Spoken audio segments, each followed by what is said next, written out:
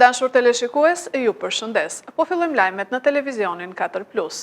Fermerët duhet të nisin grumbullimin e faturave për kompensimin 10% të TVSH-s, tha Ministri i Bujqësisë dhe Zhvillimit Rural Andi Salla. Kërkesa do bëhet 2 herë në vit përmes platformës e-Albania. Fermerët që shesin prodhimet e tyre bujqësore tek grumbulluesit, përpunuesit apo agroturizmet e certifikuara, duhet të nisin grumbullimin e autofaturave në mënyrë që të përfitojnë kompensimin e 10% nga skema e re e TVSH-s, e cila synon të mbuloj pjesërisht TVSH-n që fermerët kanë paguar për inputet bujqësore si plera kimik, fara dhe fidan. Ministri i Bujqësisë dhe Zhvillimit Rural Andi Salla, gjatë një takimi në Elbasan me fermerët, bëri thirrje për grumbullimin e autofaturave me qëllim përfitimin e kompensimit. Sektori po mbështetet me një paketë të plot, pjesë e cilës është edhe skema e re për kompensimin për fermerin. Kjo do të thotë që fermerët që shesin prodhimet e tyre bujqësore tek grumbulluesi, përpunuesi e agroturizmi do të kompensohen në masën 10% të vlerës së faturës. Kjo faturë do të lëshohet nga blerësi i produkteve të tyre dhe ju i grumbulloni këto fatura dhe i dorëzoni në tatime çdo 6 muaj, ku shteti ju kthen 10% të vlerës së faturës direkte në llogarinë tuaj bankare. Ky është një mekanizëm i ri për ne, por që aplikohet në vendet e BE-s dhe do të forcojë formalizimin me qëllim përfitimin e fondeve për për modernizimin e sektorit bujqësor. Kjo është shkalla më e lartë e kompensimit që ofrohet në vendet e rajonit. Qeveria shqiptare ka vënë në fokus fermerin në disa dimensione. Nga tatimet, u sqarua më herët se parashikohet që fermerët vitin e ardhshëm të dorëzojnë kërkesën përmes platformës e-Albania dhe të konfirmojnë online çdo autofaturë të lëshuar në emrin e tyre. Pas verifikimit, shuma e kompensimit do të derdhet direkt në llogarinë bankare të fermerit brenda 30 ditëve. Shkolla Karbunare Vogël fitoi kampionatin e mini futbollit për vajza mes 8 shkollave 9-vjeçare në Bashkinë e Lushnjës, që u organizua për herë të parë nga Qendra Kulturore e Fëmijëve.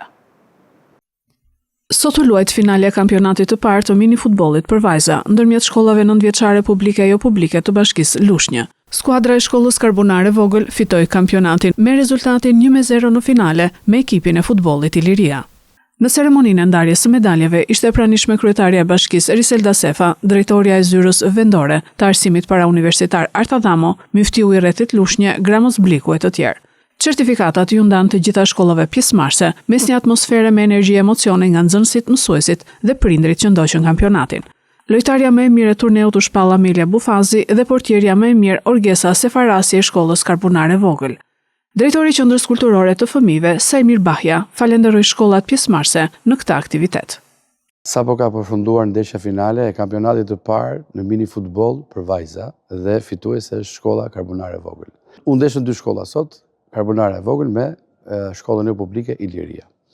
Të them të drejtën, jam akoma në emocionet e ndeshjes, në emocionet e kampionatit, sepse është herë e parë që organizohet dhe shpresojmë që ta kthejmë në traditë çdo vit të bëhet ky kampionat i vajzave. Pse jo, dhe në certifikata që ne sa kemi ndam shkollave dhe fituesve, motoja e këtij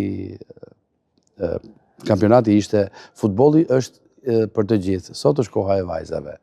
Falenderoj shkollat pjesëmarrëse të cilat morën pjesë në këtë aktivitet dhe vlerësuan. Falenderoj zyrën arsimore e cila na mundësoi bashkëpunimin me shkollat. Falenderoj mësuesit, drejtorët, nxënësit dhe lojtarët e shkollave që ishin pjesë e këtij aktiviteti. Falenderoj edhe komunitetin musliman, i cili na mundësoi zhvillimin e kësaj veprimtarie në këto ambiente kaq të këndshme ku u zhvillua ky kampionat i parë.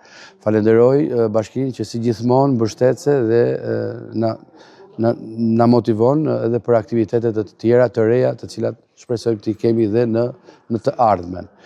Faleminderit dhe ju si media që gjithmonë keni qenë të pranishëm në aktivitetet tona. Shpresojmë që ky aktivitet, siç e thashë më përpara, të kthehet në traditë dhe këto vajza, këto futbolliste të vogla sot të jenë futbolliste me famë kombëtare, mbar kombëtare dhe ndërkombëtare, pse jo.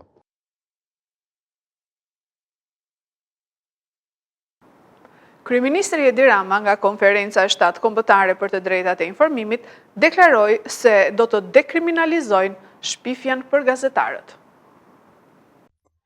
Kryeministri i Shqipërisë Edi Rama mori pjesë në konferencën e 7 kombëtare për të drejtën e informimit, ku të pranishëm ishin edhe autoritete publike, partnerë evropian, shoqëria civile dhe organizata të medias. Në konferencë u diskutuan çështje që lidhen me median, lirinë e shprehjes dhe standardet demokratike në vend. Rama deklaroi se qeveria do të përjashtojë nga ligji për shpifjen gazetarët. Sipas tij, ky është një hap drejt fjalës së lirë. Pavarësisht progresit bërë, as nuk diskutohet që po të shikojmë më lart, jemi poshtë. Dhe natyrisht që po të shikojmë sa poshtë ishim, jemi shumë më lart. Mirë po kjo e dyta është një burim motivimi për ne që duhet të ngrem vendin më lart.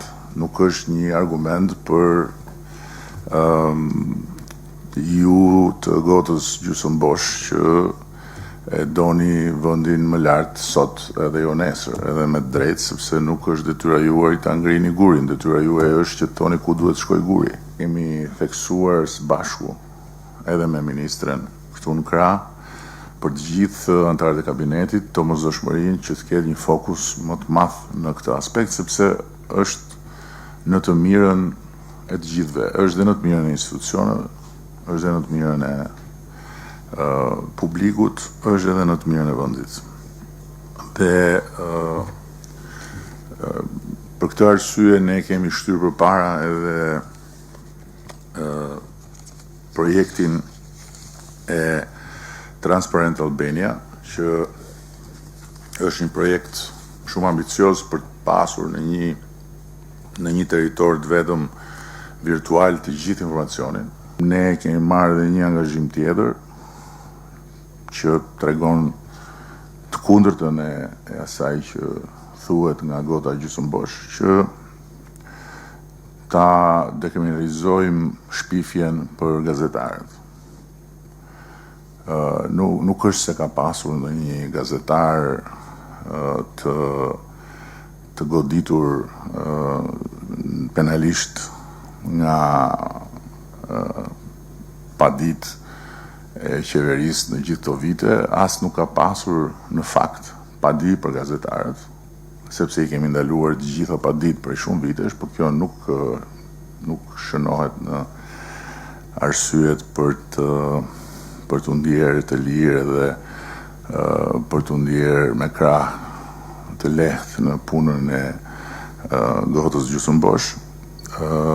Gjithsesi, ne do ta bëjmë dhe këtë hap tjetër, një hap që shkon në drejtim të relaksimit më të tejshëm të situatës së gazetarëve në tërësi, edhe pse unë personalisht nuk besoj se këtu problem është liria e shprehjes, këtu problem në fakt është liria e shpifjes. Në Divjak u zhvillua një event sportiv me pjesëmarrjen e sportistëve karateistë të ekipit Biter Shqipes së Lushnjës dhe ekipit Arnisa të Divjakës. Kryetari i Bashkisë Divjak, Josif Gorea, u shpreh se do të mbështesi edhe më shumë këtë sport. Federata Shqiptare e Karates në bashkëpunim me Bashkinë Divjak kanë organizuar ditën e diel një testim me pjesëmarrjen e sportistëve të ekipit Biter Shqipes, si dhe ekipit Arnisa të Divjakës, i themeluar së fundmi me karateistë të grup moshave të ndryshme. Në këtë event sportiv të mbajtur në sheshin para bashkisë dhe drejtuar nga trajneri i ekipit kombëtar të karates, zoti Lirim Dedej, merrte pjesë dhe presidenti i Federatës Shqiptare të Karates, zoti Petrit Baba. Presidenti i FSHK-s, Baba, si dhe kryetari juris, zoti Enver Cakiqi, shprehen se nga gjyri i ekipit të karates Biter Shqipes që përfaqëson Lushnjën dhe ekipit të Arnisës që përfaqëson Divjakën, kanë dalë sportistë që kanë marrë medalje në të gjitha takimet ndërkombëtare. Sot është një testim për breza, quhet, në sportin e karates, që është një eveniment shumë i rëndësishëm, sepse të gjithë sportistët e karates gradohen me brezat sa më të lartë. Deri ke brezi zi që quhet master. Karateja nuk është një sport tradicional shqiptar, se ne jemi më shumë tek futbolli, basketbolli, volejbolli, po sporti karates ka një pjesëmarrje shumë të madhe. Ne kemi një rreth 540-550 member në federatën tonë, janë 24 shoqata. Në fjalë, kur bëhet një aktivitet kombëtar, ne kemi rreth 300 sportistë që vinë në Kupën e Republikës. Në fjalë, nuk mund quhet më një sport që nuk është tradit. Tashmë është bërë tradit në Shqipëri. Pam nxënësa të mirë, disa prej tyre i njohim edhe përpara që kanë marrë pjesë edhe në për turnire, në për gara të ndryshme si në Shqipëri edhe më jashtë. Këto është edhe goca e lirimit që është edhe kampione ndërkombëtare, kampione ballkanikut e tjera. Kryetari i Bashkisë Divjak, Josif Gorea, shprehet se do ta mbështesë edhe më shumë këtë sport krahas sporteve të tjera. Bashkia ka mbështetur dhe do mbështes në vijimësi të gjitha sportet, aq më tepër këtë grupim, pra klub sportin Arnisa të karates. Dhe shpresojmë që do të ngrihemi në nivel më të lartë, do të marrim titull në këtë pikë. Kemi sportistë të bukur, të mirë, të përgjegjshëm, që po tregojnë sipas profesor lirimit, që janë pretendent për të kaluar më tej në nivele më të larta. Dhe ne gjithmonë bashkia është pranë sporteve. Nga ana e tij, trajneri i ekipit kombëtar të karates Bite Shqipes, Lirim Dedej, shprehet se shpreson se ekipi karates Arnisa i krijuar në Divjak do të ketë arritje në evente kombëtare dhe ndërkombëtare. Tani kemi edhe një ekip të dytë që drejtohet nga mua, pra ekipi i Arnisës së Divjakës, ku kemi shumë sportista që më përpara se vitesh pranë ekipit Bite Shqipës, tani do përfaqësojnë në ekipin e Divjakës, ku me mbështetjen e Bashkisë së Divjakës kemi pritshmëri shumë të larta. Këto ishin lajmet tona për sot. Lajmet i gjeni edhe në internet në website-in 4plusmedia.tv. Bashkë mirupafshim.